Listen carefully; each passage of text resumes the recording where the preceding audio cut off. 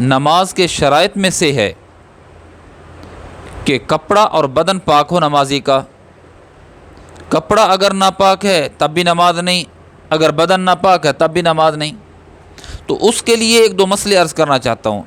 ایک مسئلہ تو یہ ہے کہ اگر دوران سفر کسی شخص کے کپڑے پر یا کسی کے بدن پر نجاست لگی ہوئی ہے اور پانی تھوڑی مقدار میں ہے، تو ایسا شخص یہ کرے کہ اس تھوڑے سے پانی سے اگر نجاست دھوتا ہے، وضو کے لیے پانی نہیں بچتا، اگر وضو کرتا ہے نجاست دھونے کے لیے پانی نہیں بچتا، حضرات فقہا فرماتے ہیں ایسا شخص بدن سے یا کپڑے سے نجاست کو دھو ڈالے۔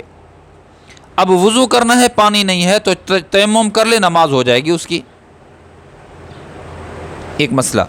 دوسرا مسئلہ اسی سے منسلک ہے، وہ یہ ہے، اور یہ خواتین کو یہ مسئلہ درپیش ہوتا ہے اکثر، اور خوب یاد رکھنا چاہیے کہ اگر کوئی شخص، مرد بھی اس میں مبتلا ہو سکتا ہے، عورت بھی مبتلا ہو سکتی ہے، گھر میں نماز ادا کر رہے ہیں یا جہاں نماز ادا کر رہے ہیں، ایک ناپاک بدن والا یا ناپاک کپڑے والا بچہ آ کر نمازی کو چمٹ گیا۔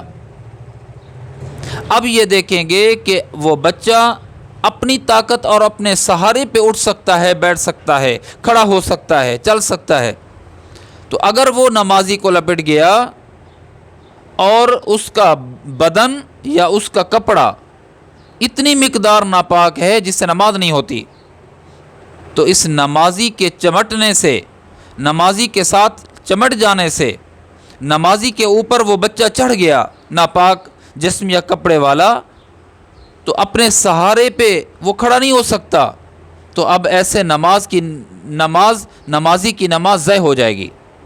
اور اگر وہ بچہ جو چمٹا ہے وہ اپنی طاقت سے اٹھ سکتا ہے، اپنی طاقت سے بیٹھ سکتا ہے، اپنی طاقت سے چل سکتا ہے، اور اس کا وہ بدن یا کپڑا ناپاک ہے، اور اتنی مقدار اس کی ناپاک ہے اس کے کپڑے کی کہ جس سے نماز نہیں ہوتی، تو حضرات فقہا فرماتے ہیں اپنی طاقت سے کھڑا ہونے والا بچہ، ناپاک بدن والا، اگر نمازی کو چمٹتا ہے تو نمازی کی نماز میں کوئی فرق نہیں پڑے گا، نماز ہو جائے گی۔ ایک اور دلچسپ مسئلہ یہ بھی ہے، حضرات فقہا فرماتے ہیں اگر کسی شخص نے ناپاک چیز اٹھائی ہوئی ہو، اب یہ دیکھیں گے کہ وہ ناپاک چیز جو نمازی نے اٹھائی ہوئی ہے وہ اپنی جائے پیدائش میں ہے یا جائے پیدائش سے ہٹ کر ہے۔ اگر جائے پیدائش کے اندر وہ نجس ہے، چیز اٹھائی ہوئی ہے، تو نمازی کی نماز ہو جائے گی، اور جائے پیدائش سے ہٹ کے اٹھائی ہوئی ہے نماز نہیں ہوگی۔ اس کی کیا مثال؟ اس کی مثال یہ ہے کہ انڈا، اس کی زردی، اور وہ زردی خون بن گئی ہے، اب نمازی نے جیب میں اٹھایا ہوا ہے اس کو، تو گندا انڈا اگر اٹھایا ہوا ہے تو نمازی کی نماز ہو جائے گی۔ کیوں؟ کہ خون زردی سے بنا، اور زردی کی جائے پیدائش وہ انڈا ہے۔ برخلاف اس کے اگر کسی نمازی نے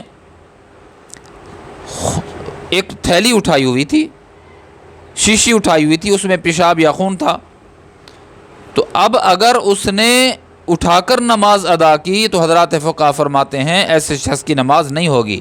کیوں؟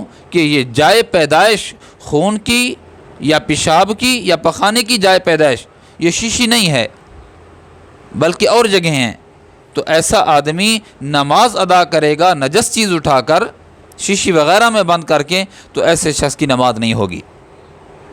اللہ مجھے آپ کو دین کی صحیح سمجھ نصیب فرمائے۔